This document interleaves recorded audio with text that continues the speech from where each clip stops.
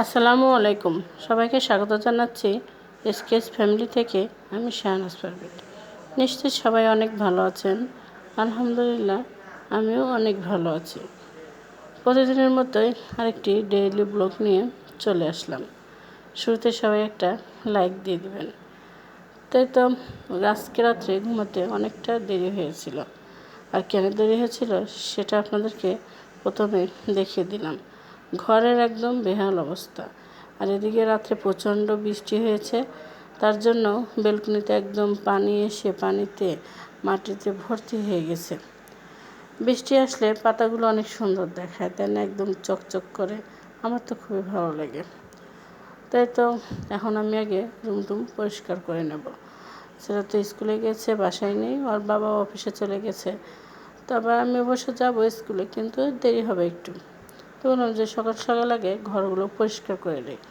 রাত্রে ছেলের স্কুলে কিছু কাজ ছিল, সেই কাজগুলো কমপ্লিট করতে অনেকগুলো কাগজ ঘরে রাখা আছে, মানে কেটে কুটে ফেলে রেখেছে। অনেকটা রাত হয়ে গেছিলো ঘুমাতে জন্য, তখন আর রাত্রে ঝাড়ু দিইনি, পরিষ্কারও করিনি।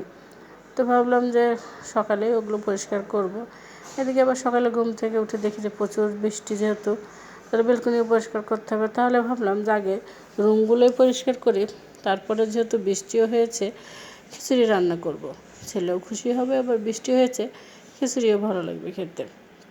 তো রুমগুলো আমি পরিষ্কার করে চলে এসেছি খিচুড়ি রান্না করতে। ওর জন্য টিফিনে নিয়ে যাব, এবং যেটা থাকবে মা ছেলে দুপুরে খেয়ে নেব। আসলে হাজব্যান্ড বাসায় না থাকলে, মানে দুপুরবেলা না খেলে যা হয় আর কি, মা ছেলে তো ও চলে যায় যে কোনোভাবে। যেহেতু অনেক কাজ আছে, রুমগুলো আমি শুধু ঝাড়ু দিয়েছি আর বেলকনিটা মুছে নিয়েছি। পানি ছিল, শুকাতে হবে, তাছাড়া তো ভালোভাবে পরিষ্কারও করা যাবে না। রুমগুলো আমি এখনও মুছিনি, পরে ছেলেকে টিফিন খাইয়ে সে রুমগুলো আমি মুছে নেব। রুমের কাগজ টাগজ তো বাতাসে, রাত্রে ফ্যানের বাতাসে বিভিন্ন জায়গায় ছড়িয়ে ছিটিয়ে চলে গেছে। সেগুলো পরিষ্কার করতেও কিন্তু আমার অনেক সময় লেগেছে। কী করার, তারপরেও পরিষ্কার করে নিয়েছি। করে নিয়ে তো আমার খিচুড়ি রান্নাটাও কিন্তু হয়ে গিয়েছে। আমি এখন দমে বসিয়ে দেবো। উপরে তার আগে সরিষার একটু তেল দিয়ে দিলাম, যেহেতু চুলার আঁচটা কমিয়ে আমি দমে বসিয়ে দিয়েছি। তারপরে ছেলের স্কুল থেকে এসে যা যা কাজ থাকে সব কমপ্লিট করে নিয়েছি। বিকালে একটু মেশিনে কাঁথা সেলাই করতে বসেছি। অনেক দিন হলে কাঁথাগুলো পেরে রাখা হয়েছে, কিন্তু বসে বসে করে আর সেলাই করাই হচ্ছে না। মানে বাইরে যেতে হয়, সারাদিন কাজের ব্যস্ততায় আর বসা হয় না। কয়েকদিন হলে ভাবছি যে সেলাই করবই করব। আমি অবশ্য কখনো মেশিনে কাঁথা সেলাই করিনি, এই প্রথম একটা মেশিনে সেলাই করছি। দেখা যাক কেমন হয়। তো যেহেতু সবগুলোই শাড়ি দিয়ে করা, কাঁথাটা মনে হচ্ছে না খুব একটা শক্ত হবে, বেশ ভালোই নরম নরমই হয়েছে। আর সেলাইও আমি করছি বেশ খানিকটা ফাঁকা রেখে রেখে।